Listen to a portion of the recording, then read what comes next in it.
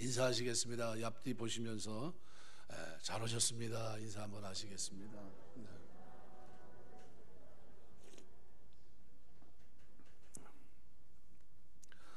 네. 오늘 우리 말 그대로 부활절입니다. 네, 예수님 부활하신 날인데 너무 우리에게 중요한 날이고요. 그래서 오늘 본문은 22절 말씀에 요한복음의 정점과도 같은 말씀입니다. 숨을 내쉬며 가라사대 성령을 받으라. 너무나 중요한 말씀을 우리가 오늘 보고 있다 이렇게 생각이 되고요. 그런 의미로 부활을 즈음해서 예수님께서 우리에게 주고자 하는 것이 뭘까? 크게 얘기하면 세 가지 정도 우리의 삶을 돌아봐야 됩니다. 첫 번째는 예수님의 부활하신 주님이 제자들을 만나면서 제일 먼저 하신 말씀, 너희에게 평강이 있을지어다 라는 말씀입니다. 지금 애굽 유대에 있는 사람들의 인사말인데요, 지금도 이 인사말을 한다고 합니다. 너희에게 평강이 있을지어다. 너희가 어디 가든지 평안하기를 빌라. 이 빈 평안이 그들에게 합당하면 그들에게 임할 것이요, 합당치 않으면 너희에게 임하리라. 우리 예수 믿는 사람들을 다른 말로 얘기한다면 평강의 사람들입니다. 평강의 왕으로 이 땅에 오신 예수님께서 우리 대신 십자가 지시고 우리의 죄 문제를 해결해 주시고 이제는 하나님과 화평을 누리는 자가 되게 하신 겁니다. 그런 의미로 본다면 예수 믿는 사람들은 세상이 알지 못하는 평안을 누립니다. 세상 사람들은 죄 문제가 해결되지 않았지만 우리는 그리스도의 구속을 믿는 믿음 안에서 참 평안을 맛봅니다. 그래서 우리에게는 평강이 있는데요, 이 평강은 영혼의 문제가 해결된 평강입니다. 하나님의 자녀가 됐기 때문에요, 이제는 지금 죽어도 천국 갈 줄 믿습니다. 아무런 문제가 없는 평강이에요. 예수 안에서 예수를 믿는 은혜로 믿음으로 구원을 받았으니 너에게서 난 것이 아니요 하나님의 선물이다. 믿음을 선물로 받고 하나님의 평강을 누리기 때문에요, 이들의 삶에 두드러진 특징이 뭐냐면요, 하나님을 알기 때문에 그 평강을 누립니다. 하나님을 안다는 것은 남자가 여자를 아는 걸 말합니다. 결혼해서 안다. 그렇게 하나님을 알아요. 뭘 합니까? 부활하신 주님을 만났기 때문입니다. 그래서 이들은 두려움이 없어요. 말 그대로 세상 살아가는 동안 어떤 환경 속에서도 담대하게 살아갑니다. 구약의 다니엘서에 기록되어 있는 사람들처럼 그와 같은 담대함이 그리스도인에게 있습니다. 초대교회 300년의 어려움 속에 있을 때, 많은 박해가 있을 그때에도 예수 믿는 사람들은 두려워하지 않았어요. 죽음의 위협, 칼의 위협, 맹수의 위협에서부터 그들은 믿음을 지켰습니다.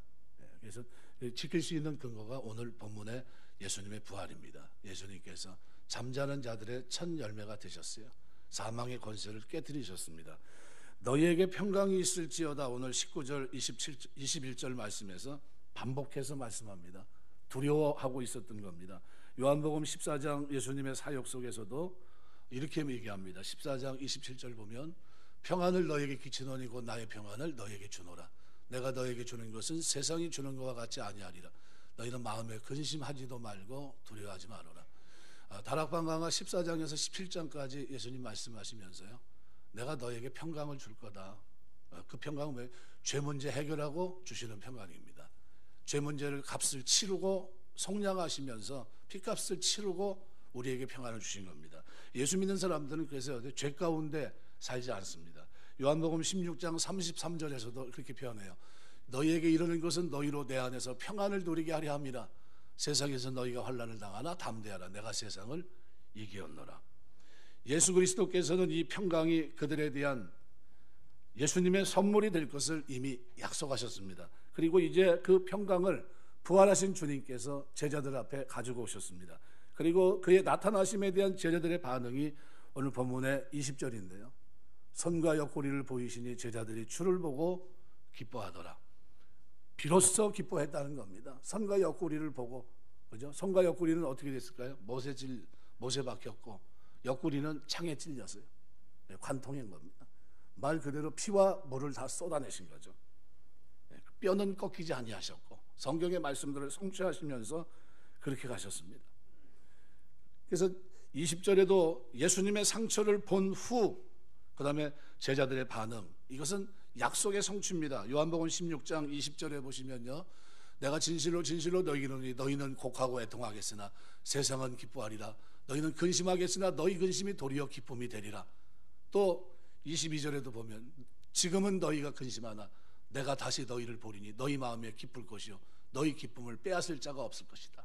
이 기쁨을 주시면서 그죠? 주님을 만난, 부활하신 주님 만나는 이 기쁨 속에서 주님은 평안을 선포하십니다. 방 안에 예수님을 그 흔적을 보면서 제자들은 기뻐했습니다. 기쁨으로 가득 찼어요.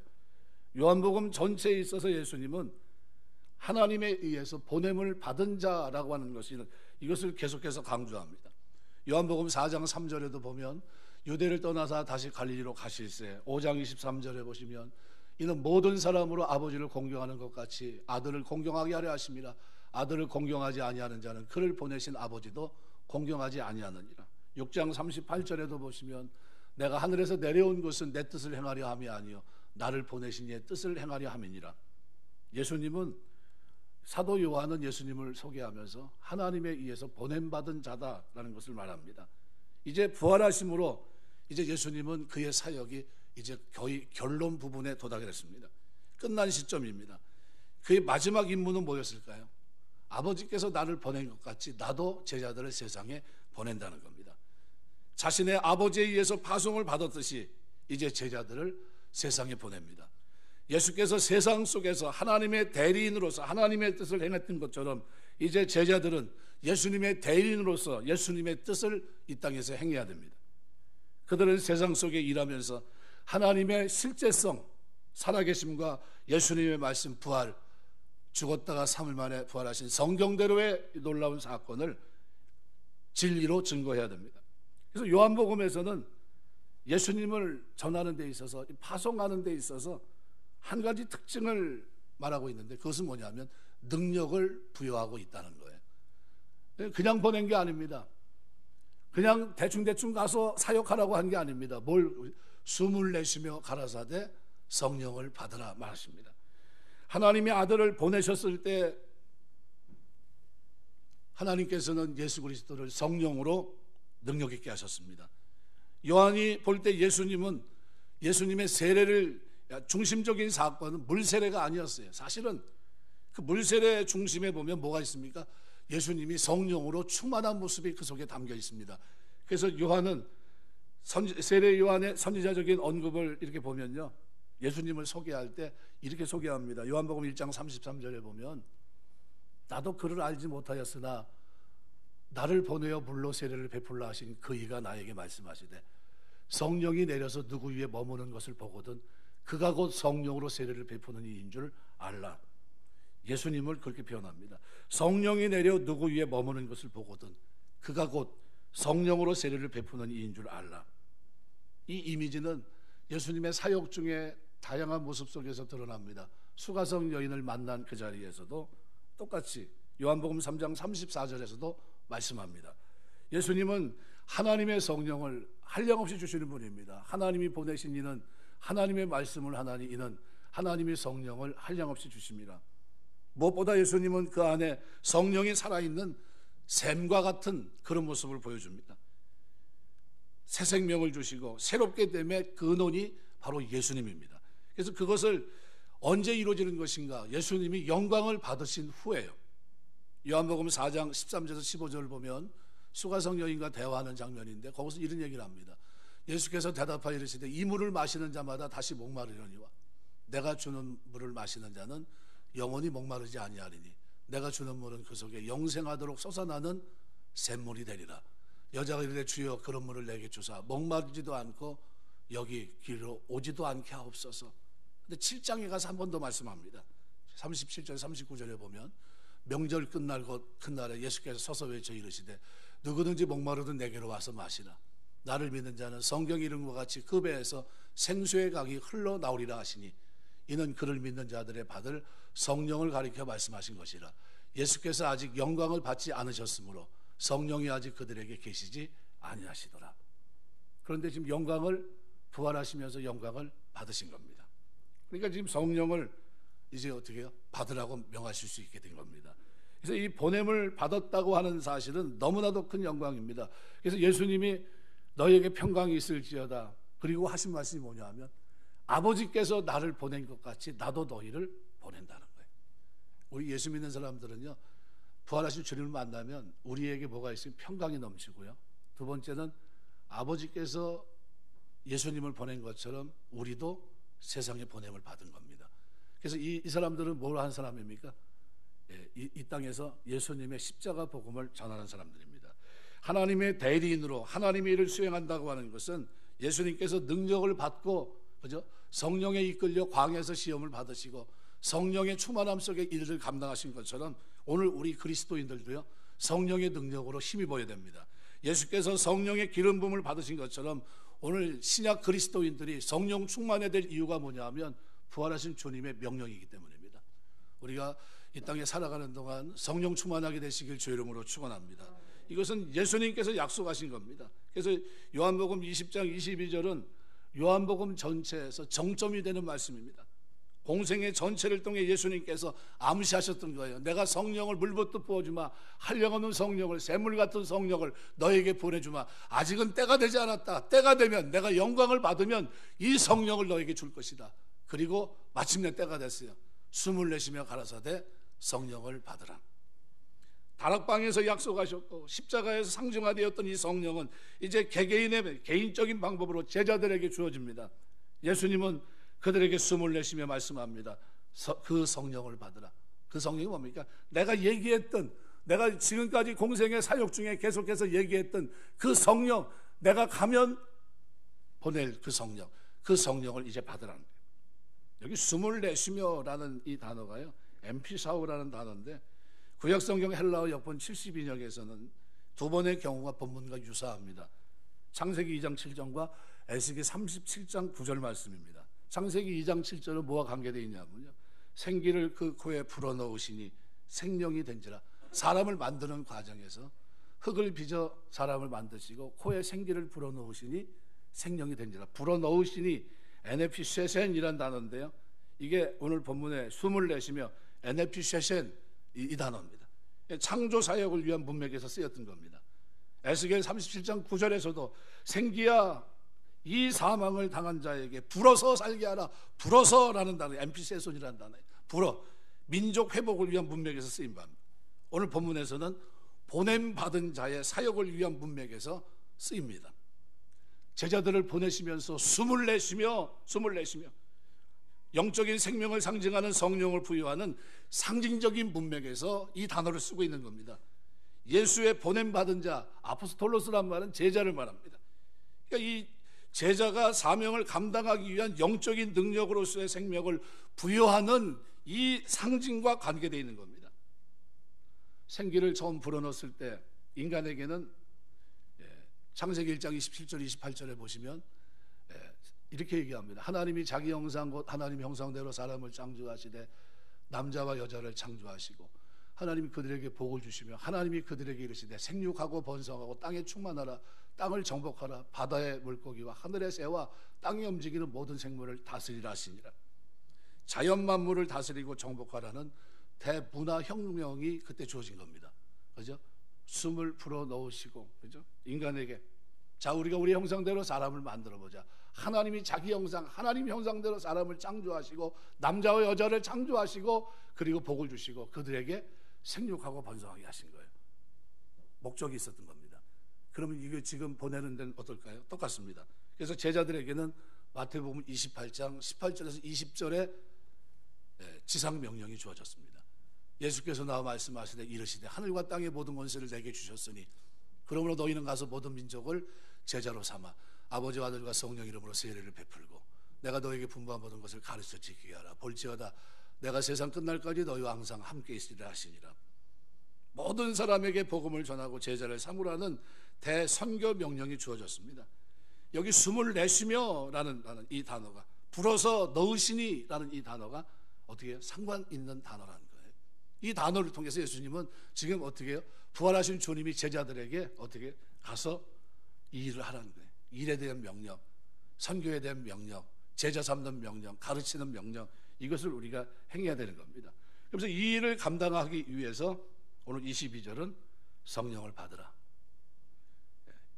라베테라는 이 단어가요, 18장 31절에서 19장 6절에서도 두 번 쓰이는 단어인데요, 두 구절 모두 빌라도가 유대인들에게 십자가에 못 박기 위해서 예수님을 데려가는 문맥에서 쓰였습니다. 예수님을 어떻게 데려갑니까? 강제로 데려가는 거죠. 강제로. 넘기는 겁니다. 넘긴다. 이런 점에서 예수님께서 그를 죽이려는 유대인과 로마 군병들에게 넘겨지는 거예요. 라베테라는 단어입니다. 라베테. 그러니까 성령을 그의 제자들에게 넘기기 위한 것임을 얘기하고 있는 겁니다. 여기 성령을 받으라라는 이 단어가요, 라베테라는 단어예요. 성령을 넘겨주시는 거예요. 하나님이 지금까지는 성령을 넘겨주지 않았지만 이제 영광을 받으신 예수님께서 제자들에게 성령을 넘겨주십니다. 그래서 요한복음 14장 16절에서 20절에 보면 이렇게 얘기합니다. 내가 아버지께 구하겠으니 그가 또 다른 보혜사를 너희에게 주사 영원토록 너희와 함께 있게 하리니 그는 진리의 영이라. 세상은 능히 그를 받지 못하나니 이는 그를 보지도 못하고 알지도 못함이라. 그러나 너희는 그를 아나니 그는 너희와 함께 거하시며 또 너희 속에 계시겠습니다. 내가 너희를 고아와 같이 버려두지 않고 너희에게로 오리라. 조금 있으면 세상은 나를 보지 못할 것이로되 너희는 나를 보리니 이는 내가 살아있고 너희도 살아있겠습니다. 그날에는 내가 아버지 안에 너희가 내 안에 내가 너희 안에 있는 것을 너희가 알리라. 예수께서 십자가 순환을 당하시고 죽으신 목적이 자신이 사랑하는 제자들에게 성령을 어떻게 해요? 넘기시기 위해 넘겨준다. 라베테에서 이게 성령을 받으라는 게 성령을 주시기 위해서예요. 그래서 요한복음 16장 17절에는 이 성령을 부여하시기 위해서 이런 얘기를 합니다. 요한복음 16장 17절. 그러나 내가 너에게 실상을 말하노니 내가 떠나가는 것이 너에게 유익이라. 내가 떠나가지 아니면 보혜사가 너에게로 오지 아니할 것이요 가면 내가 그를 너에게로 보내리니. 부활하신 주님만이 할 수 있는 일입니다. 영광을 받으신 주님만이 할 수 있는 이 일 받으라는 거예요. 성령을 받으라. 라베테, 내가 성령을 너에게 넘겨주겠다는 거예요. 이거 받으라는 겁니다. 그래서 성령을 받으라라는 이 표현은 사실은 인격적인 성령에 대해서 인격적인 존재인 성령을 좀 왜곡하는 그런 단어가 아닌가. 그래서 이거는 성령을 받아들이라 또는 성령을 거하게 하라 이렇게 받는 것이 맞습니다. 예수님은 우리에게 성령이 거하게 하라, 성령을 어떻게 해요? 받아들이라 이런 의미로 성령을 말씀하셨습니다. 그게 라베테예요. 우리가 이제 하나님 백성으로 사는 동안 성령을 받게 되시길 주의 이름으로 축원합니다. 우리 개혁주의는 어느 순간 예수를 믿었는지 알지 못해요. 하지만 믿어지고 아멘이 되면 이미 성령은 내 안에 내주하고 계십니다. 그 하나님의 성령은 뭐예요? 하나님 예수님께서 그토록 공생애 하시면서 넘겨주고 싶었던 성령이에요. 내가 가면 너에게 보낸다. 내가 십자가 지고 내가 승리하고 나면 너에게 반드시 넘겨줄게 했던 그 성령입니다. 그 성령을 제자들이 초대교회 어떻게 40일간 하나님의 일들을 말씀하신 주님 부활하시고 그 다음에 어떻게 오순절 마가의 다락방에 성령이 임하기까지 예루살렘을 떠나지 말고 약속된 성령을 기다리라 그랬어요. 그리고 기다렸던 그들이 오순절 마가의 다락방에 성령이 임합니다. 그리고 어떻게 해요? 놀라운 역사가 일어나요. 두려움에 떨던 사람들이 그들 속에 뭐가 임하기 시작합니까? 평강이 임하기 시작해요. 두려워하지 않아요. 대표적인 사람이 누구면 제자 가운데 베드로가 내일이면 어떻게 순교할 수밖에 없는데 날짜가 잡혀있는 날인데 그날 밤 깊은 잠에 들습니다. 교회는 그를 위해 간절히 기도하고 있고 그런데 어떻게 천사가 가서 깨우는데 얼마나 깊이 잠들었는지 옆구리를 발로 찹니다. 옆구리를 찬다는 건요 깊은 잠에 빠졌다는 겁니다. 내일 죽는데 잠이 옵니까? 저 만약 사형 날짜가 잡혀가지고 제가 내일 죽는다면 잠이 안 올 것 같아요. 이걸 인생을 어떻게 마무리해야 되나 고민이 클 것 같습니다. 그런데 베드로는 그런 와중에서 어떻게 해요? 깊은 잠에 빠집니다. 왜요? 하나님의 성령을 이미 체험했고 성령을 받은 상태고요. 예수님 명령한 그대로 그 안에 평강이 흐르고 있었기 때문입니다. 예수 믿는 사람들은요, 이 두 가지가 우리에게 충만해야 돼요. 첫 번째는 뭐가 넘쳐야 되냐면요, 우리에게 평강이 넘쳐야 돼요. 이 평강은 뭐예요? 죄 문제가 해결된 근원적인 문제, 이제는 영벌을 받고 영원히 멸망당할 수밖에 없던 그 자리에서 사망에서 생명으로 옮겨진 자들이 누리는 평안입니다. 예수님 때문에 누리는 평안이에요. 세상이 줄 수 없는 평안이고요, 예수를 믿는 사람만 누릴 수 있는 평안입니다. 이 평안을 빼앗기지 않게 되시길 주의 이름으로 축원합니다. 그래서 이 평안을 빼앗기지 않으려고 사도 바울은 내가 다른 사람에게 복음을 증거하고 내가 버림을 받을까 두려워한다고 하면서 어떻게 합니까? 내가 내 몸을 복종시키는 것은 내가 다른 사람의 복음을 증거한 후에 도리어 내가 버림을 받을까 두려워합니다. 이 평강을 누리며 살아갑니다. 복음 안에서 삶을 살아가요. 오늘 본문은 이렇게 시작합니다. 이날 곧 안식 후 첫날 저녁 때, 19절 상반절에 말합니다. 안식 후 첫날 저녁은 주님이 부활하신 그날 저녁입니다. 막달라 마리아를 만나게 되는데, 막달라 마리아가 만나는 사람에게마다 내가 주를 봤다, 주께서 이렇게 말씀하셨다 하면서 기쁨으로 복음을 증거합니다. 깜짝 놀랐어요. 바로 그때 제자들은 무엇을 하고 있었는가? 본문의 19절 하반절은 그렇게 말합니다. 제자들이 유대인들을 두려워하여 모인 곳에 문들을 닫았더니, 예수님과 최후에 만찬했던 마가의 다락방에 모여 있었습니다. 거기서 뭘 하고 있었습니까? 두려워 벌벌 떨고 있었다는 거예요. 평안은 온데간데 없이 없었습니다. 얼마나 겁을 먹고 있었는지 그들이 문을 닫고 있었는데, 본문이 이 닫았다는 이 동사가 크레이오라는 이 단어인데, 이 단어가 걸어 잠갔다는 거예요. 걸어 잠갔다. 여러분, 안에서 걸어 잠갔는데 단순히 하나 문만 잠가 놓은 게 아닙니다. 아무도 없게, 아무도 들어올 수 없도록 이중 삼중으로 문들을 겹겹이 걸어 잠갔다는 겁니다. 그만큼 그들은 두려움에 사로잡혀 있었습니다. 그들도 막달라 마리아로부터 예수님의 부활 소식을 듣긴 했지만 믿진 않았어요. 믿어지지 않았습니다. 설마 어떻게 그 일이, 한 번도 본 적이 없는 그 일이. 근데 예수님은 이미 나사로를, 무덤에 있는 나사로를 부르면서 나사로야 나오너라 하면서 이미 제자들에게 경험을 시켜줬거든요. 그런데도 예수님의 부활에 대해서 그들은 믿지 못했습니다. 그 결과는 뭡니까? 두려움입니다. 부활하신 예수님 안에 있느냐, 예수님 바깥에 있느냐는 엄청난 차이입니다. 이것은 인생 자체가 하나님이 주시는 평안이 있느냐 없느냐의 차이예요. 이중 삼중으로 문을 걸어 잠갔는데 그때 그들의 마음도 이미 잠겨 있었습니다. 그들 마음속에는 두려움과 불안과 공포만이 자리 잡고 있었습니다. 그러면 신앙이 뭐겠습니까? 신앙을 정의한다면 죽음, 주님을 만남으로 우리 마음의 죄 문제 때문에 두려울 수밖에 없고, 그리고 떨 수밖에 없는 모든 의심, 불심, 공포를 버리는 것, 이것이 사라지는 것, 이것이 신앙입니다. 본문은 우리에게 그렇게 얘기해요. 예수께서 오사 가운데 서서 주님께서 제자들이 굳게 닫힌 마음의 문 뿐만 아니라 외적으로 닫혀져 있는 이 문 열어달라고 문을 두들기고 들어오신 게 아닙니다.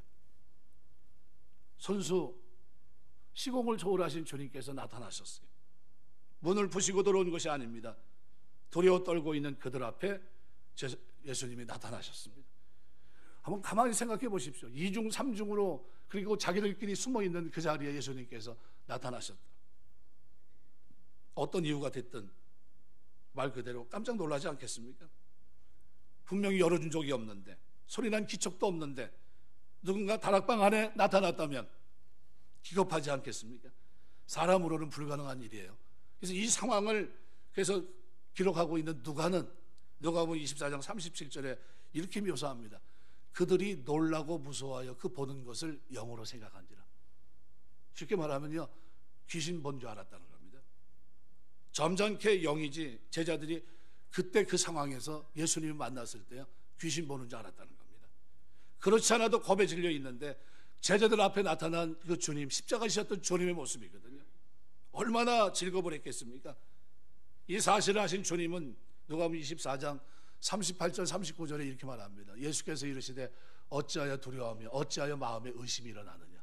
내 손과 발을 보고 나인 줄 알라.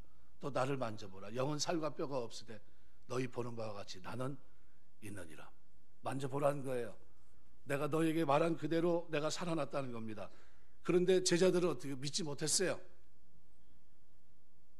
귀신의 특성은 몸을 갖고 있지 않습니다. 그런데 부활하신 주님은 귀신이 아니었어요. 분명히 손과 발, 몸을 그대로 갖고 계셨고 그 사실을 제자들에게 일깨워 주십니다.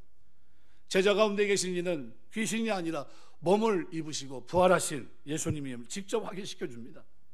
몸으로 부활하신 주님은 시간과 공간을 초월하시는 분임을 제자들의 심령에 각인시켜 주시기 위해 아무 소리 없이 나타나신 겁니다. 부활하신 주님께서는 십자가에 못 박혀 돌아가시기 전 당신을 가리켜 절 사용했던 단어가 있어요. 인자, 사람의 아들이라는 이 호칭을 늘 쓰셨는데 부활하신 후에는 이 단어를 쓰지 않습니다. 이때는 영광의 하나님이었기 때문입니다. 시공을 초월하는 전능한 하나님이 되신 거예요. 이제는 우리에게 영원한 기쁨과 평안을 주시는 분이 되었던 겁니다. 평강의 영으로 이 땅에 오셔서 비로소 평강을 주시는 자가 된 겁니다. 가라사대 너희에게 평안이 있을지어다. 단순한 인사말이 아닙니다. 이 말씀을 하시고 손과 옆구리를 보이시니 제자들이 주를 보고 기뻐하더라. 손과 옆구리를 보여주시면서까지 말씀하십니다. 너희에게 평강이 있을지어다. 귀신이 아님을 증거해 보이셨습니다. 그제서야 제자들이 주님께서 부활하셨다는 이 사실을 알고 기뻐했습니다. 근데 본문 21절 상반절은 이렇게 증거합니다. 예수께서 또 가라사대 너희에게 평강이 있을지어다. 여러분, 어떤 말을 할 때요, 한 말을 또 하고 한 말을 또 하고 그러면 나이 들으신 분, 저희 아버님이나 어머님은 할 말 하는 거 계속 합니다. 몇 주간에 이제 갔다가 가고 그 다음에 몇 주 있다가 가면 그때 한 얘기 또 하세요. 아유, 참 그게 제일 힘들어요. 한 얘기 또 들을 때. 근데 그 다음에 가면은 안 하셔야 될 거 아니에요. 아이, 그 얘기하지 마. 저번에 얘기하셨는데요. 그러면 또 하세요. 그러면 또 듣고 있어요. 아이, 그거 좀 아들이지만 어떤 때는 좀 짜증납니다. 그게 제 아들이지만 솔직히 제가 저번에 얘기하신 거를 또 해요. 근데 그거만 하면 좋은데 어렸을 때 얘기를 또 하세요. 그러면 이게 자꾸 이게 이상한 쪽으로 가는 거예요, 지금 방향이. 그러면 제가 자꾸 이제 말을 이제 끊어야 되는데 그럼 자꾸 이제 뭐 다른 쪽으로 방향을 자꾸 바꾸려고 그러죠. 제가 한 얘기 또 하고 한 얘기 또 하면 그게 또 몇 분, 이게 몇 분 이렇게 가잖아요. 또 몇 분. 이건 몇 분짜리다 이게 딱 나오거든요. 시작하면 끊을 수도 없고 그러니까 조심해야 됩니다. 그래서 제가 할 얘기를 빨리 이렇게 전달을 하고 그 다음에 이렇게 잘해야 됩니다. 지혜롭게. 예수님이 그죠? 이 말씀을 하셨는데 실없이 야, 그만 좀 떨어라, 야, 그만 좀 떨어라 이 얘기 하신 겁니까? 아니요. 죄 문제를 인류가 그렇게 했던 원죄 문제를 해결하신 거예요.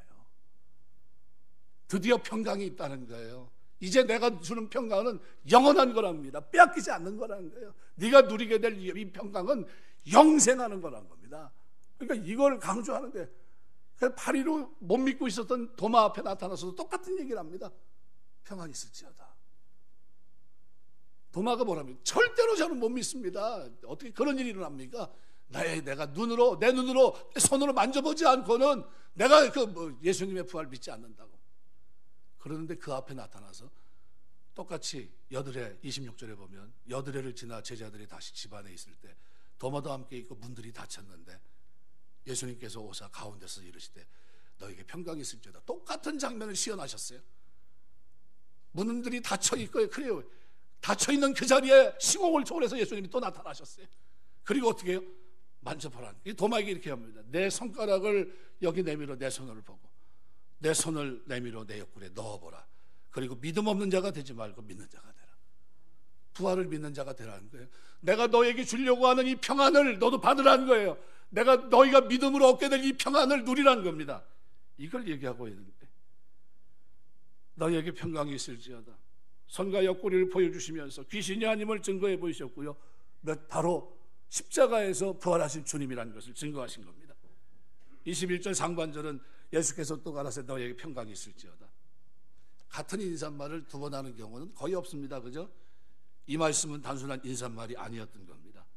26절은 그래서 또 한 번 믿지 못했던 제자들의 똑같은 장면을 그대로 어떻게 해요? 시연하십니다. 보여주세요. 그리고 믿으라고 말합니다. 문을 걸어지 않고 방 안에 시공을 초월해 나타난 주님께서 제자들에게 제일 먼저 하신 말씀은 주님께서 십자가 지시고 얻어진 결론인 평강입니다. 너희에게 평강이 있을지어다. 이제 죄 때문에 사망의 멸망의 두려움 속에 살아갔던 이 삶이 이제는 어떻게 해요? 해결된 거예요. 첫사람 아담이 실패했던 그 죄에 대한 결과로 인간에게 왔던 그 죽음의 문제가 이젠 그리스도의 십자가의 부활로 해결된 겁니다. 사망의 권세를 깨버리신 거예요. 그리고 부활하신 겁니다. 인간에게 진정한 평강은 이 문제가 해결될 때입니다. 바로 이 문제를 해결하시고 영광을 입으신 부활하신 주님이 오늘 제자에게 하신 말씀이 그들에게 제일 먼저 심어준 것이 뭐냐면 이제 너희에게 평강이 있을지어다. 우리 주님이 오늘 우리에게 가장 먼저 선포하고 싶은 메시지가 있다면 너희에게 평강이 있을지어다예요. 부활하신 주님께서는 사랑하는 제자들이 두려움과 불신, 불안, 죄에 대한 두려움 속에 사는 이것에서 벗어나고 심령 속에 참된 평강이 충만하고 흐르기를 원하셨어요. 그러므로 주님께서는 참 믿음의 사람이란 어떤 상황에서도 평강의 사람이 되어야 된다는 거예요. 환경 때문에 휘둘리지 않고 이래서 내 마음에 평안이 없습니다라는 말은 그렇지 않아요. 올바르지 못합니다. 그렇다면 평강의 원천은 누굽니까? 바로 부활하신 예수님입니다. 성자 하나님이십니다. 죽음을 깨뜨리고 부활하신 주님께서 함께하고 계신데 어떤 상황인들 평안을 빼앗길 수 있겠습니까? 빼앗길 수가 없어요.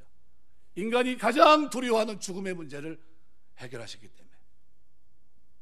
시간과 공간을 초월하신 하나님께서 지금 내 앞에, 우리 앞에 계시는데 우리의 평강을 앗아갈 상황이 어떻게 이 세상에 존재할 수 있겠습니까?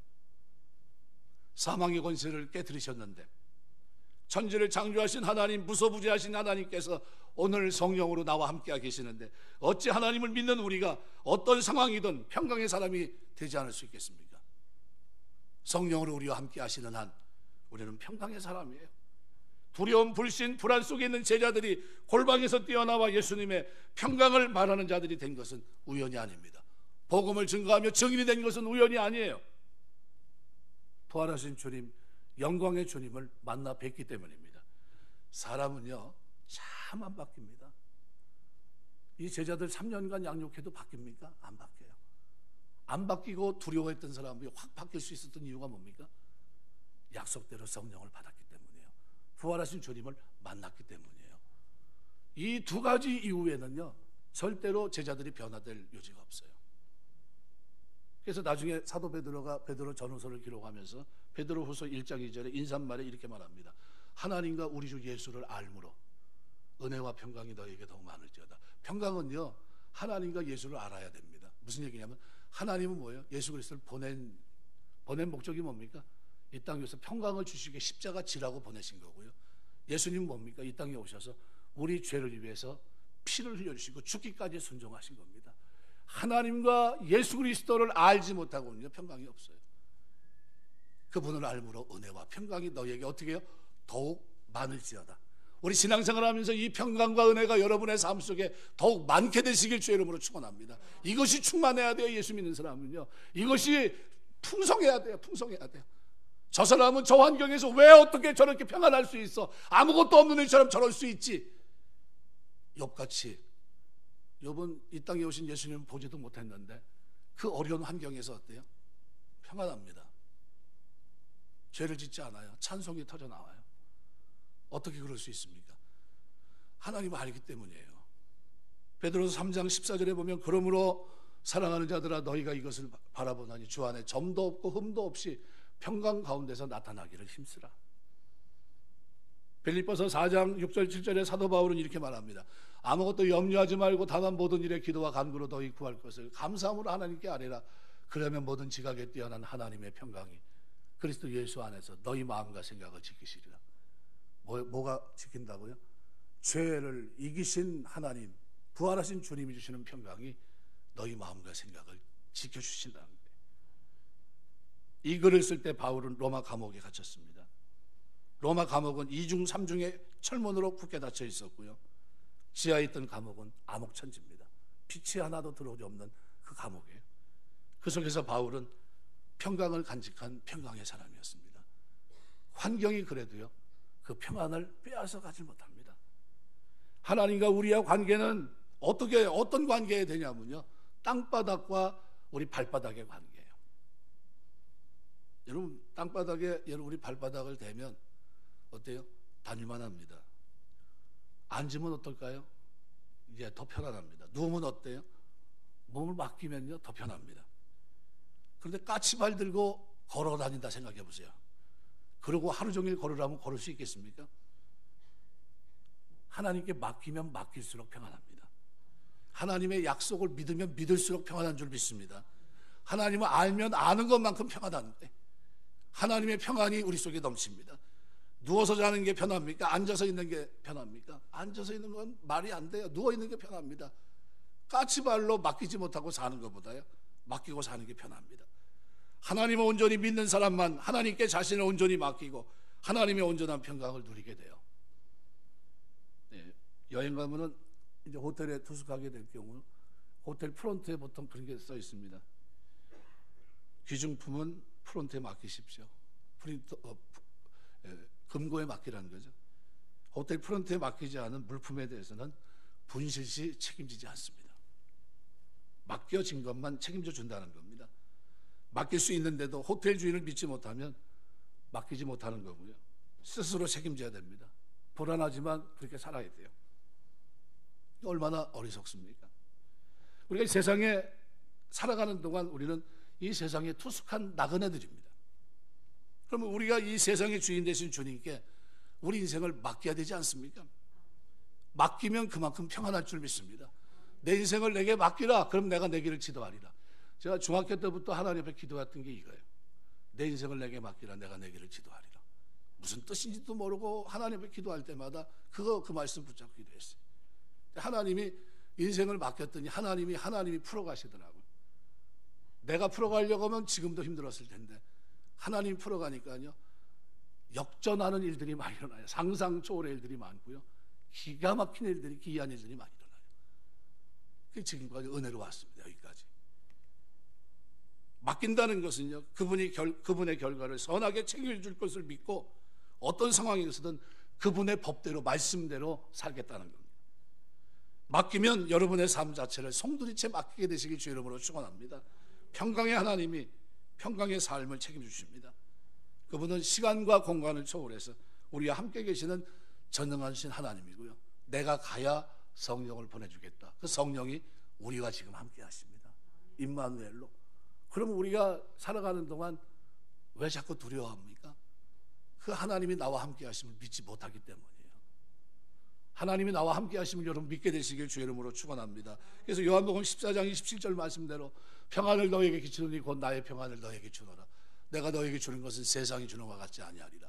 너희는 마음에 근심도 말고 두려워하지 말아라.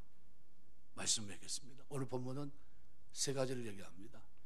예수님도 보냄을 받았는데 혼자 움직이셨습니까? 삼위일체 하나님이 함께 하셨어요. 그때 시험 받을 때도 성령이 함께 하셨고요, 그죠? 사역 초기에도 어떻게 해요?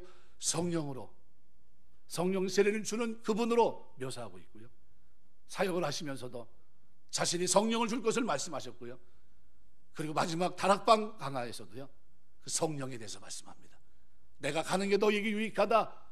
그리고 마침내 십자가 지신 주님께서 성령을 선물로, 성령을 받으라 명하십니다. 오늘 본문은 예수 믿는 사람들, 부활하신 예수님 만난 사람에게는 첫 번째 뭐가 있습니까? 평안이 넘치고요, 두 번째는 숨을 내쉬며 가라사대 성령을 받아야 됩니다. 이런 사람들은 이 땅에 사는 동안 무슨 냄새입니까? 생명의 냄새예요. 생명의 냄새. 저 사람들을 보면 뭐가 있어요? 평안이 있어요. 평안이. 기쁨이 있고요, 삶의 즐거움이 있고요, 삶의 목적이 분명합니다. 왜 예수 믿는지 분명해요. 천국 백성이 된 즐거움이 있고요, 죄 가운데 살지 않습니다. 의롭게 사는데도, 거룩하게 사는데도 거기에 어떻게 즐거움이 있어요. 이게 예수 믿는 겁니다. 그러면서 거기에 그 모습을 가능케 하는 게 누구예요? 내 힘, 내 지혜, 이게 아니에요. 내 결단이 아니라 누굽니까? 성령이야. 내 안에 내주하시는 성령, 그 하나님이 나와 함께 하시면서 하나님의 뜻, 말씀을 기억나게 하시고 생각나게 하시고 결단하게 하시고 살아가는 동안 나와 함께 하시면서 영광을 받았어요. 이 땅에 오늘 우리는 보냄을 받은 자로 살아갑니다. 처음 창조할 때 숨을 내쉬며 주께서 어떻게 해요? 불어넣으신 것처럼 오늘 두 번째 새 창조를 하신 주님께서, 잠자는 자들의 첫 열매가 되신 주님께서 숨을 내쉬며 가라사대 성령을 받으라, 이 말씀을 하셨어요. 성령을 받아들이라는 거예요. 그죠? 비로소 생명이 되듯이 성령의 사람이 되듯이 성령을 받아들이라는 거예요. 그리고는 어떻게 해요?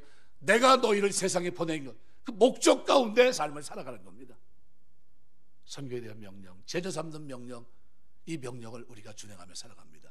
그렇게 살 수 있는 원동력은 예수님이 영광을 받으신 부활의 영광입니다. 약속대로 부활하셔서 우리에게 평안을 선포하시고 두려워하지 않는 자, 이제는 죄 문제가 해결된 사람으로 이 땅에 기쁨이 충만한 자로 살게 하시고 성령을 받게 하시고 이제는 하나님의 제2창조 목적인 어떻게 해요? 지상명령인 땅끝까지로 복음의 증인이 되는 제자를 삼는 세례를 주는 이 거룩한 일을 감당하게 하는 겁니다. 오늘 우리가 아이들한테 세례를 줬는데 저희 집사람이 이걸 맡아가지고 잘 준비했다고 그래서 난 다 됐는 줄 알았어요. 그래가지고 뚜껑을 확 열어보니까 물이 하나도 없네. 처음 이런 세례를 또 해봐요. 여러분 이해하시기 바랍니다. 깜짝 놀랐어요. 제가 얼마나 당황스러운지 제가 마시던 물을 갖다 부었어요. 예, 이런 일은 이제 반복되면 안 되겠죠. 예, 그래도 하나님의 은혜가 넘치는 줄 믿습니다. 예, 여러분 이제 좋게 봐주시고요. 예, 잊혀지지 않는 세례식이 된 것 같아요. 야, 이거 참 오늘 예수님 부활과 이게 맞대뜨려서 그죠? 굉장히 중요한 적인데 준비가 잘 됐다고 그래가지고 난 다 잘 된 줄 알았어요. 들어서 봤어야 되는데 예, 제 책임이 큽니다. 예, 말씀 맺겠습니다. 우리 신앙생활 하시면서요, 우리 삶에 바깥에 있는 사람들, 안 믿는 사람들, 죄 가운데 두려움 속에 있는 사람들은요, 문 꽉 닫고 삽니다. 마음의 문 닫히고 바깥의 문도 차단하고. 그 사람들은 뭘 모릅니까? 하나님 모르고 예수님 모릅니다. 왜 왔는지 몰라요. 그걸 우리는 복음으로 전해줘야 됩니다. 그 일을 위해서 하나님 우리에게 성령 받으라, 성령을 받아들여라, 그리고 내가 너에게 준 이 명령을 준행하며 살아라. 그들의 삶에 하나님 보장하는 게 뭡니까? 평강이에요. 내가 너희에게 평강을 줘. 너희에게 평강이 있을지어다. 죄 문제가 해결된 너희에게 평강이 있을지어다. 그래서 우리는 이 땅에 살면서 가며 어디 들어가든지 평안하기를 비는 자가 된 겁니다. 한번 따라서 하시죠. 샬롬. 이 평안. 주님께서 주시는 이 샬롬을 하나님께서 진정한 평안을 우리에게 주신 겁니다. 이 평안이 우리에게 있어서요, 우리는 세상 살아가는 동안 무슨 냄새입니까? 하나님이 살아계심을 증거하는 생명의 냄새예요. 그렇게 사시길 주의 이름으로 축원합니다. 하나님 백성답게 사는 부활의 영광에 참여한 하나님의 자녀 다 되시길 주의 이름으로 축원합니다. 기도하겠습니다.